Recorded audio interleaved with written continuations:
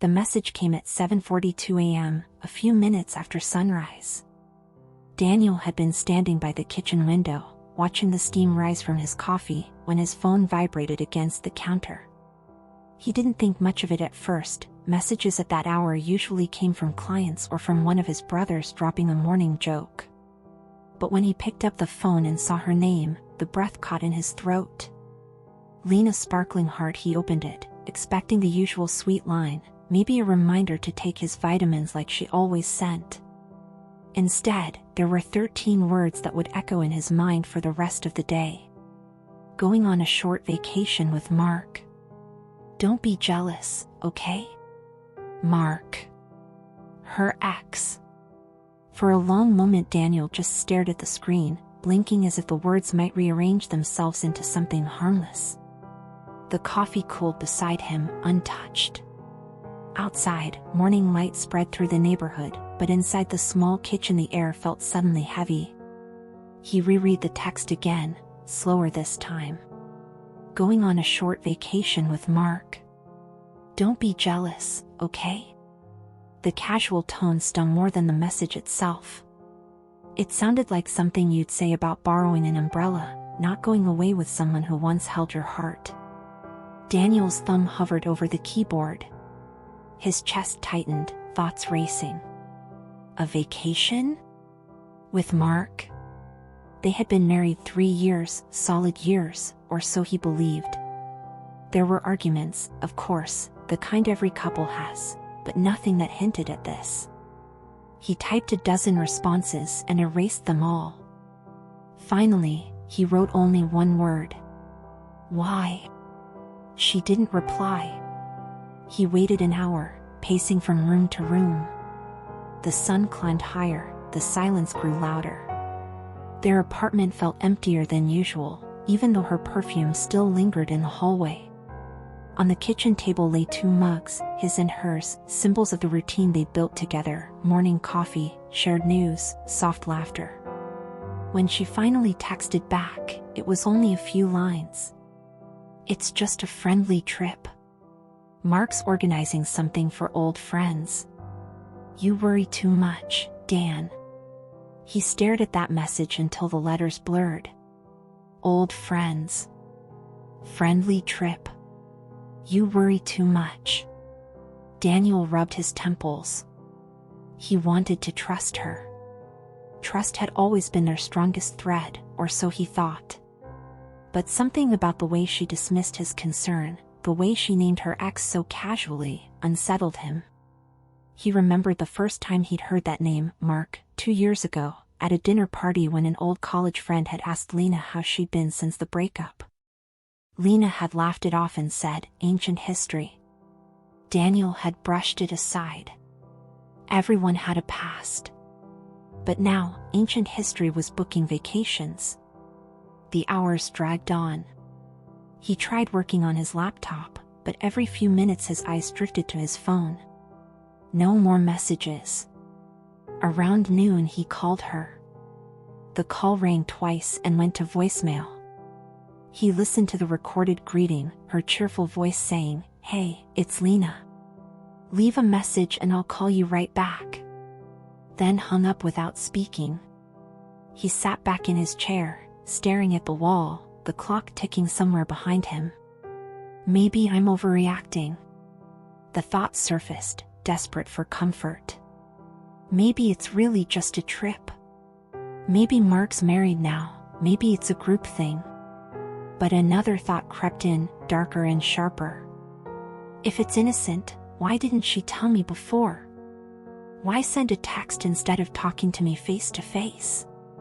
He closed his eyes, pressing his palms against them until he saw flashes of light.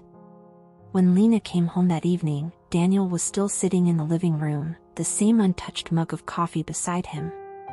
She entered quietly, dropping her purse on the console. "Hey," she said softly. Daniel looked up. She was still beautiful, the kind of beauty that didn't fade even after a long day. Her hair was tied in a loose bun, a few strands framing her face. She smiled, but there was a tension behind it, a flicker that didn't reach her eyes. You saw my message? She asked. He nodded slowly. I saw it. She exhaled, as if bracing herself. I knew you'd overthink it. Wouldn't you? He asked. His voice came out calm, almost too calm. You tell me you're going on vacation with your ex and expect me to just smile? It's not what you think, Dan. She moved closer, setting her hand on his shoulder. He noticed the faint tremor in her fingers. It's a group trip. Mark just happens to be the one coordinating it. A few old college friends, that's all. And you didn't think to mention it before sending that text? She hesitated. I was going to. He nodded. She leaned in to kiss him, quick and light, and for a moment he almost caught the scent of the woman he married. Then she was gone. The door clicked shut, and the apartment fell into a hollow silence that seemed to echo for miles. Daniel stood there for a long while, staring at the door. He wanted to run after her, to say don't go, please, stay. But pride and fear kept his feet glued to the floor. He finally moved to the window, watching as the cab carried her away. The next 2 days blurred together. He went to work, though he couldn't remember half of what he did. Every time his phone buzzed, his heart jumped. She sent short updates, landed safe. Weather's nice. Don't forget to eat. Short, clipped, impersonal. Not like her usual messages. On the second night, around midnight, he found himself scrolling through her old photos, smiles from their honeymoon, blurry shots from Sunday breakfasts, selfies taken under streetlights. In each one she looked radiant, alive. He wondered when that spark had started to fade, and whether he was the reason. He remembered the early days, the laughter, the late-night movies, the way she used to call him her safe place. Somewhere along the line, routine had dulled those colors. He couldn't recall the last time they'd gone somewhere spontaneous, the last time he'd truly made her laugh. Maybe, he thought, this trip wasn't about Mark. Maybe it was about her, about finding the part of herself she'd lost. The thought comforted him for a moment, until another message arrived. A bit busy tonight. Talk later. He stared at it, that simple line, and for the first time felt a crack of real fear. On the third day, she called. Her voice sounded cheerful, too cheerful. Hey, love. Just checking in. Everything okay? Yeah, he said. How's the trip? It's good. We did some hiking. Mark almost fell into a stream, she laughed. Daniel forced a chuckle. Glad you're having fun. I told you it's harmless, she said. You trust me, right? He wanted to say I'm trying to, but instead he said, of course. When the call ended, he sat in the quiet again, the walls pressing closer. He realized then how much of love is faith, believing in someone even when logic tells you not to. He poured himself another cup of coffee, the third that morning, and whispered to the empty room, please, just come back to me. That night, as rain began to fall against the windows, Daniel scrolled through social media absent-mindedly. He wasn't looking for anything, but when her name appeared on a tagged photo, his stomach tightened. It was a group picture, 5 people by a campfire. Lena sat between 2 friends, smiling, a blanket over her shoulders. Mark was beside her, close, his hand resting casually near hers. Maybe it was nothing. Maybe it was the angle. But to Daniel, it looked like something intimate, something that shouldn't be shared between a wife and her ex. He stared at that image until his eyes burned. Then he closed the app and turned off his phone. He didn't sleep at all. Morning came heavy with clouds. He looked at the empty side of the bed, at the imprint her body left behind, and felt a hollow ache that no words could fill. He whispered to himself, 2 more days. 2 more days until she returned. 2 more days to find out whether the foundation of their love was still standing, or if it had quietly crumbled while he wasn't looking. The apartment felt colder than usual when Lena returned. Daniel had been waiting by the window, watching for her taxi, though he'd told himself he wasn't going to. The sound of keys jingling at the door made his stomach clench, and when the door opened, a wave of relief collided with anxiety. Lena stepped inside, smiling softly, a small suitcase in her hand. Her hair was damp from the rain outside, and her cheeks were flushed from the cab ride. She set the bag down and tried to meet his gaze, but Daniel noticed something off, an edge to her smile, a shadow behind her eyes that hadn't been there before. "Hey," she said, brushing a strand of wet hair behind her ear. "Hey," he replied, voice neutral, though inside a storm brewed. She stepped closer, extending her arms for an embrace. Daniel hesitated, then returned the hug. It was tight, but something about it felt different, like she was holding herself back, keeping a part of her hidden. "I missed you," she whispered, but Daniel only nodded. He couldn't bring himself to say it back yet. Not when a seed of doubt had been planted so firmly. Dinner that night was quiet. Lena unpacked in the bedroom. Lena looked down at her hands, and for a moment, he thought he saw guilt, but maybe he didn't. Maybe it was exhaustion. Clothes? As in, no, Daniel. We're married to our pasts, not to each other anymore. I'm with you. He wanted to believe her, but the words felt thin, like a fragile glass that could shatter with one wrong touch. As the days passed, subtle changes began to creep into their lives. Lena spent more time on her phone, sometimes laughing quietly, sometimes speaking softly with someone over the line. Daniel tried to confront himself, tried to push away the jealousy, but it only grew. One Friday evening, he found a photo on her phone accidentally. She had left it on the table when she went to the shower. It was a candid shot from the trip. Lena and Mark were laughing, leaning close, Mark's arm casually draped over her chair. The picture wasn't explicit, but it was intimate. The casual familiarity, the ease between them, made Daniel's stomach churn. He quickly locked the phone and tried to breathe. He wanted to scream, to ask her why, to accuse, to fight. But he didn't. He sat in silence, letting the image burn into his mind. A few days later, Daniel's friend, Mike, came over. Mike had always been a quiet supporter of Daniel's marriage, someone who didn't sugarcoat things but also didn't judge. "You okay, man?" Mike asked, noticing Daniel's distracted expression. "I don't know," Daniel admitted. It's complicated." He told him about the text, the trip, the photos. He didn't hold back. Mike listened quietly, nodding. "Sounds messy. But maybe you're reading too much into things. Have you talked to her properly about this?" "I try," Daniel said. "But every time I do, she reassures me, and I want to believe her. I really do. But then I see things, little things, and I can't ignore them." Mike nodded knowingly. Trust is a tricky thing. You can't force it, but you also can't ignore it. You've got to figure out what's real and what's in your head before it destroys everything. Daniel nodded, appreciating the advice, but inside he felt the weight of uncertainty pressing down on him. Later that night, Lena came to bed late, brushing past Daniel. She was quiet, thoughtful, almost distant.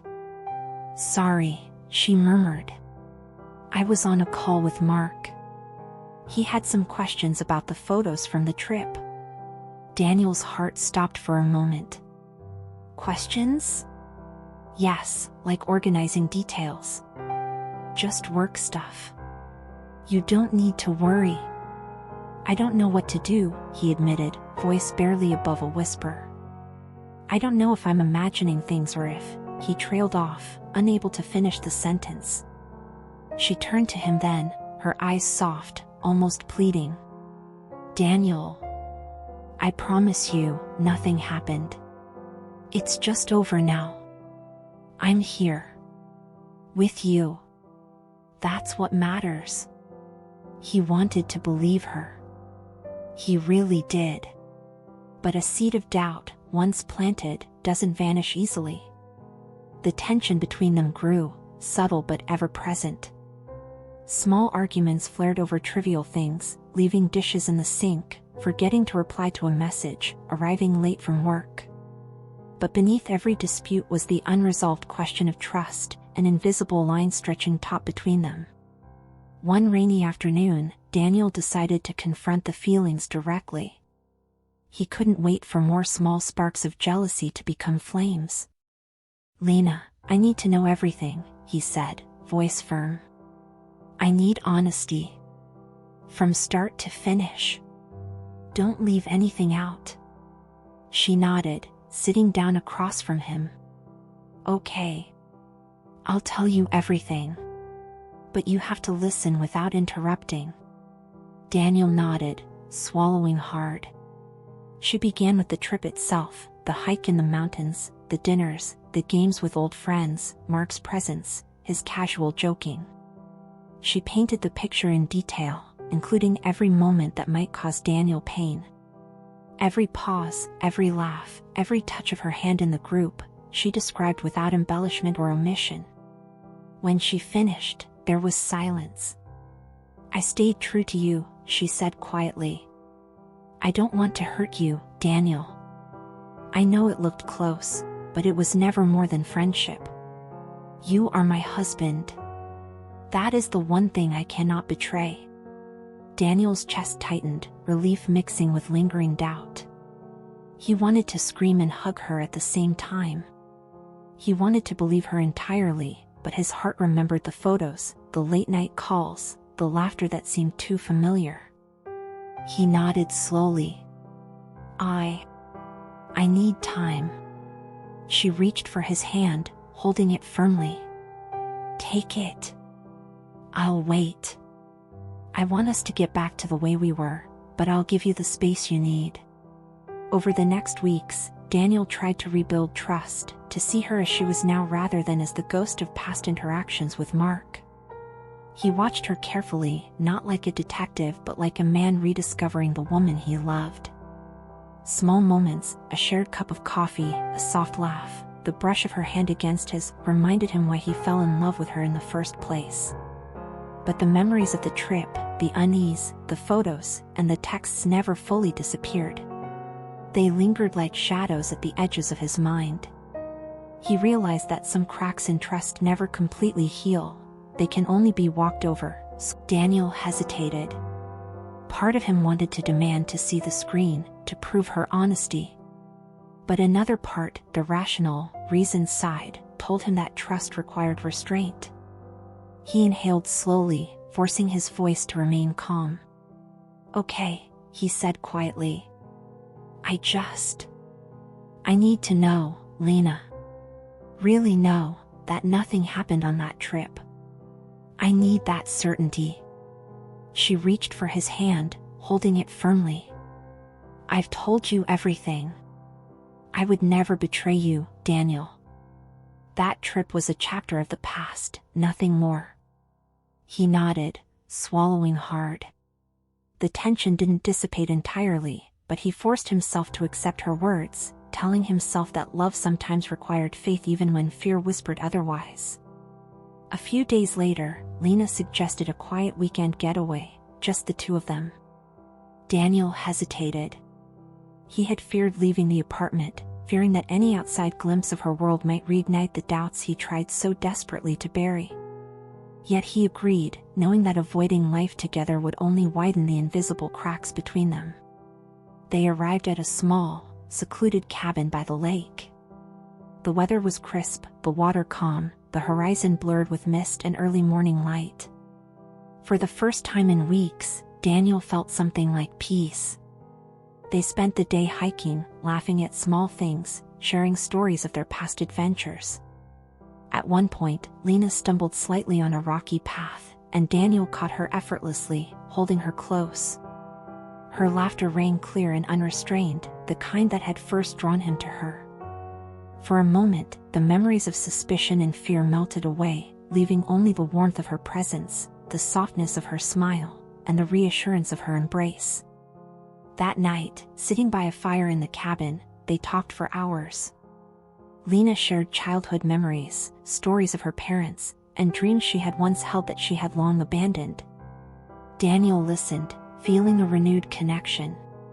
But beneath the words, a subtle tension lingered, unspoken but ever-present. "You've changed," Daniel said finally, looking at her. "Since the trip." "I know," she admitted, tracing a finger along the rim of her cup. I realized how fragile things are. How easily trust can break. I don't want us to lose what we have." He nodded. "Me neither." The honesty in her voice, the vulnerability in her eyes, slowly began to dissolve the fear in his heart. Yet a quiet thought lingered, even if everything was true, even if she had never crossed the line, the memory of Mark, the images, the late-night calls, they had already left an imprint. Some scars were invisible, but they remained. The following week, life returned to the routine. Yet Daniel couldn't shake the feeling that something was subtly off. A lingering glance between Lena and her phone, a laugh shared over a private message, moments of distraction, all of it chipped away at the fragile calm they were trying to build. One evening, he decided to confront the unspoken tension directly. "Lena, we need to be honest," he said, sitting across from her at the dining table. "I know you've been truthful about the trip, but I feel like there are things you're not telling me. Little things. I don't want to feel like I'm imagining things, but I can't ignore the way I feel." Lena's eyes softened, a mixture of sadness and understanding.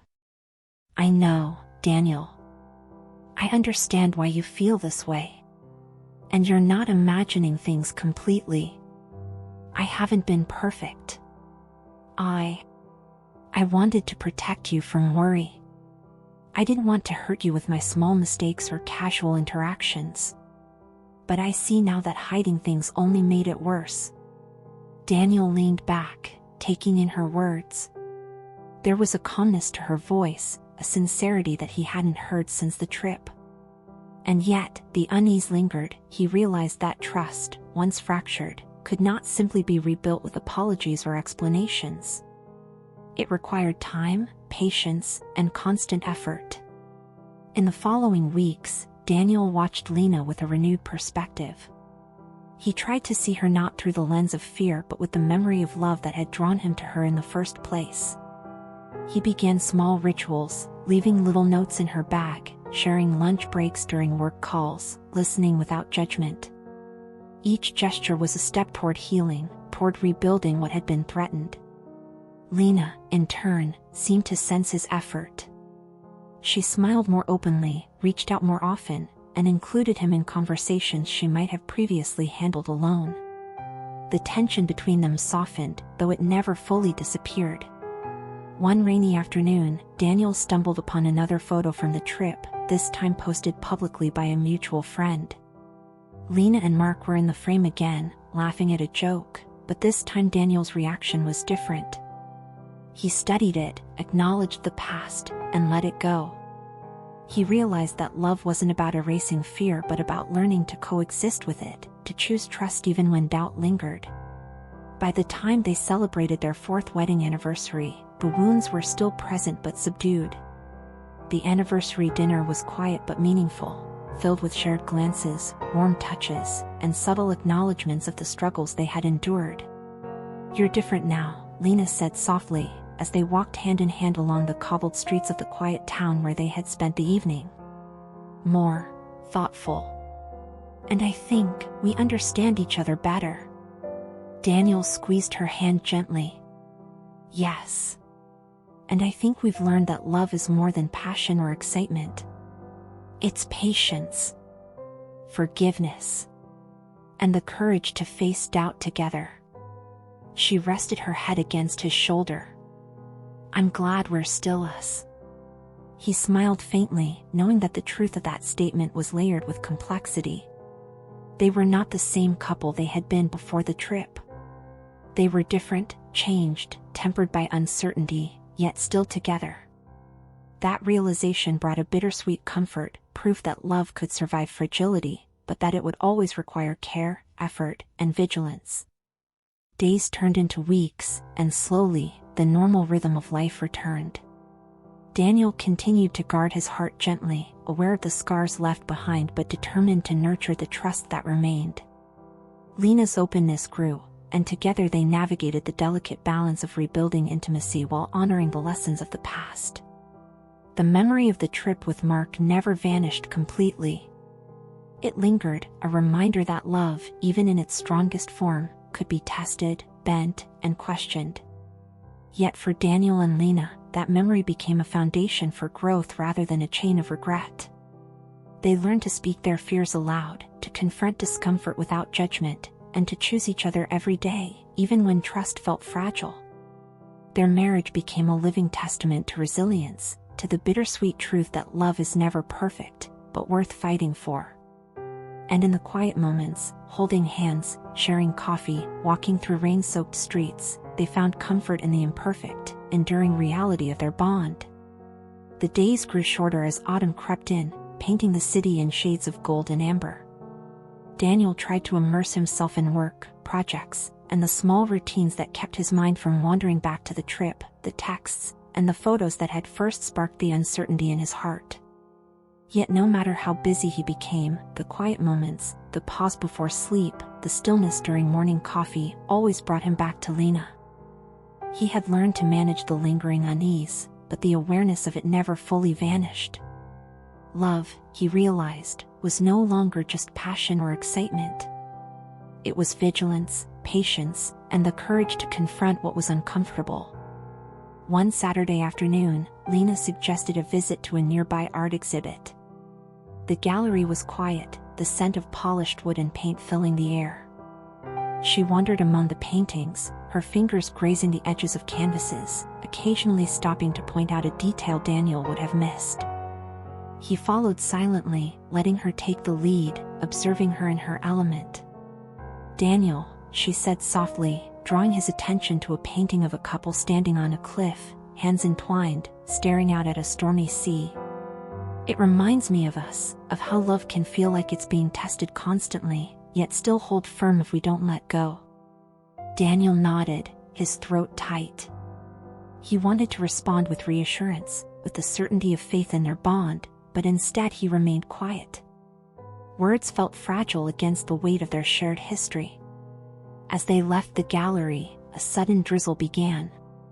Lena grabbed his hand instinctively, and Daniel felt the familiar comfort of her touch. Yet even as they walked together, a small pang of doubt stirred inside him. Is it truly over? Later that night, Daniel lay awake in bed, listening to the soft hum of the city outside. Lena was asleep beside him, her breathing steady, rhythmic. He wanted to trust completely, to let go of the shadows of suspicion that lingered in his mind, but he couldn't. Not entirely. The next morning brought another subtle tension. Daniel discovered Lena's phone left unattended on the kitchen counter, a message from an unknown number flashing on the screen, "Missed you last night. Call me." He stared at it, hands shaking slightly. Panic surged, threatening to overwhelm the careful balance they had been trying to maintain. He wanted to confront her immediately, to demand explanations, to rip the fear out by force. Yet he didn't. Instead, he sat down, waiting for her to appear. Lena entered moments later, humming softly, unaware of the storm brewing inside him. Daniel took a deep breath. "Who is this?" he asked, holding the phone up. Lena's eyes widened in surprise. "Oh, that's just an old friend from college. They're in town and wanted to catch up." "It's nothing, Daniel." "Nothing?" he repeated, the word heavier than intended. "They're texting you late at night, sending messages like this, and you call it nothing?" "I didn't answer it because I knew it would upset you," she said gently, trying to bridge the distance between them. "I promise, it's innocent. You have to trust me." Daniel swallowed hard, a mixture of relief and lingering suspicion churning in his chest. He wanted to believe her entirely, but the remnants of doubt made it impossible to let go completely. Days later, a minor argument escalated into something neither of them anticipated. It started over dinner, over a misplaced item in the kitchen, but quickly spiraled into the unspoken frustrations and fears they had been holding in. "You think I'm hiding something," Lena said finally, her voice trembling. "You don't trust me." Daniel's hands clenched on the table. "How am I supposed to trust? After the trip, after the photos, after the late-night messages? How do I know anything is real anymore?" "I've told you everything," she shouted, tears forming in her eyes. "I've done nothing wrong. Can't you see I'm here, with you, trying every day to rebuild what you broke by doubting me?" The silence that followed was thick and suffocating. Daniel's heart ached, not from anger alone, but from the realization that love, even when honest, could be wounded deeply by suspicion and fear. That night, Daniel left the apartment for a walk, needing space to think. Rain fell softly, the streets glistening under the muted glow of streetlights. He reflected on everything: the trip, the messages, the photos, the laughter, and the reassurances. The clarity he sought remained elusive, tangled between evidence and trust, past and present. By the time he returned home, Lena was waiting in the living room, her expression wary, vulnerable. "Daniel," she began. He cut in softly, voice heavy with emotion. "I don't want to lose you, Lena. But I can't pretend I'm not hurt. I don't know how to reconcile the love I feel with the fear I feel." She reached for his hand, holding it firmly. "Then we take it one day at a time. We rebuild, slowly. I can't erase your doubts instantly, but I can stand by you, every day, proving that my love is real." Daniel nodded slowly. He realized she was right. Love was not just feeling secure, it was persevering through uncertainty, through fear, through heartbreak. Weeks later, an unexpected moment of clarity came during a quiet evening at home. Lena was reading by the window, the last light of day illuminating her face. Daniel watched her, the memories of the trip flashing in his mind. And for the first time in months, he could see her clearly, not as a figure of suspicion, but as the woman he had married, flawed but devoted, vulnerable but strong. He moved beside her, taking her hand. "I know we're not the same as we were before," he said softly. "We've both changed. But I want to try, truly try. Even with the scars, even with the fear." Lena looked up at him, her eyes shining with tears and hope. "Me too," she whispered. "Me too, Daniel." It was in that moment that Daniel understood the bittersweet truth: love was not about perfection, about forgetting the past, or erasing fear entirely. Love was about choosing each other, every day, despite the shadows and the doubts. The weeks turned into months. Slowly, cautiously, the marriage regained a rhythm. Small gestures of affection, shared moments of laughter, and honest conversations began to mend the fragile bonds. Yet both Daniel and Lena knew the journey was ongoing. Trust, once tested, never returned to its original state. It had been reshaped, refined, and tempered by experience. The memory of the trip with Mark, the texts, and the late-night calls never fully disappeared. But Daniel no longer allowed them to dominate his thoughts. Instead, he used them as reminders of what they had endured, what they had survived together. Each memory, once a source of pain, became a marker of growth, a testament to the resilience of their love. By the time winter arrived, the apartment was filled with quiet warmth once more. Snow fell softly outside, and Daniel watched Lena laugh at something trivial, her hand resting lightly on his arm. In that simple, fleeting moment, he realized that love, despite its imperfections and shadows, had endured. Winter had settled fully over the city. Snow fell gently on the rooftops, softening the edges of the world and wrapping the streets in quiet. Inside their apartment, the warmth of the heater and the muted glow of lamps created a sanctuary from the chill outside. Daniel watched Lena move through the room, setting down a tray of cocoa and pastries, her hair catching the light like spun gold. He felt a pang of tenderness, mixed with the memory of the weeks that had tested them, the moments of doubt, the silent nights filled with unanswered questions. He realized how far they had come. The cracks remained, yes, but they had learned to navigate them, to tread carefully, and to choose each other even when fear lingered at the edges of their hearts. Lena joined him on the couch, the tray between them. She looked at him with a soft smile, one that carried both love and acknowledgement of their shared trials. "You've been quiet today," she said, reaching for his hand. Daniel gave a faint smile. "Just thinking about us. About everything we've been through." She nodded, squeezing his hand gently. "We've been through a lot." "I know," he said. "And I know things aren't perfect. They may never be perfect. But I'm grateful we're still here, still together." Her eyes glistened. "Me too," she whispered. "I think love isn't about perfection. It's about patience, forgiveness, and the choice to stay, even when it's hard." Daniel nodded slowly. He thought of the trip, of the text that had set his world spinning, of the photos, the late-night calls, the silence, the arguments. All of it had hurt. All of it had scared him. But all of it had also taught him the value of resilience, the strength of connection, and the importance of seeing each other through the shadows. That evening, they sat together by the window, watching the snow fall. Lena rested her head lightly on Daniel's shoulder, and he felt the weight of the past weeks pressing gently against him, not in pain, but in understanding. They had survived the storm, and though the experience had changed them, it had also brought a deeper clarity. "I don't know what the future holds," Daniel said softly, "but I know I want to face it with you. Even if it's uncertain. Even if it's messy." Lena lifted her head, looking at him with a mixture of love and quiet sorrow.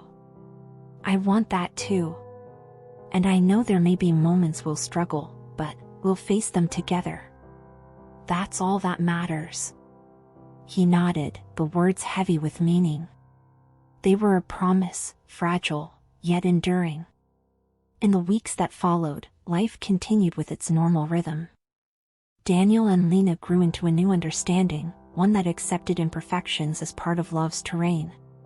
There were moments of lingering doubt, yes, but they were tempered by deliberate communication, shared trust, and the simple act of choosing each other daily. They learned that love, tested and questioned, could survive not by denying the past, but by acknowledging it, learning from it, and moving forward with care. They had seen the shadows, but they had also found light. One quiet evening, Daniel sat at the kitchen table, writing a note to Lena, a small gesture, one he had learned to appreciate in their new rhythm. "I know we've been through storms we never imagined. I know the cracks in our trust will sometimes remind us of pain. But I also know this, I choose you. I choose us. Every day. Even when it's hard. Even when fear whispers otherwise. I choose love, imperfect but ours." He left the note on the counter, smiling faintly as Lena appeared behind him, her hand on his shoulder. She read the note, her eyes softening with tears, then leaned down to kiss him lightly. No words were needed. The silence between them spoke volumes. They had weathered the storm, survived doubt, and reached a place where love could coexist with scars, a delicate balance, bittersweet but real. Daniel reflected on the journey that had begun with a single text, a message that could have destroyed them. Instead, it became a test, a crucible that revealed the depth of their connection and the resilience of their hearts. They were not the same as they had been before. They had been tested, changed, and yet they had chosen each other again. And that, Daniel realized, was what love truly was, not flawless or perfect, but chosen, every day, through uncertainty and fear, through joy and sorrow, through every fragile moment that life offered. Lena rested her head on his shoulder, the soft rhythm of her breathing blending with his own. Outside, snow continued to fall, silent and gentle, wrapping the world in quiet beauty. Inside, two hearts, weathered yet steadfast, beat together in quiet harmony. They had endured. They had learned. And they would continue, hand in hand, hearts open yet cautious, embracing the imperfect, enduring truth of their love. If this story moved you, take a moment to reflect on your own experiences with love, trust, and forgiveness. Sometimes, the hardest journeys teach us the most about the hearts we hold dear. If you want to hear more stories that will touch your soul, stories of love, heartbreak, and hope, make sure you subscribe and turn on notifications. Leave a comment below sharing your thoughts. Have you ever faced a moment of doubt in love, and how did you overcome it? Your story might inspire someone else to hold on, even when trust feels fragile. And if this story resonated with you, give it a like and share it with someone who needs to hear it today. Remember, love is never perfect, but choosing to fight for it, even through fear and pain, is what makes it truly unforgettable.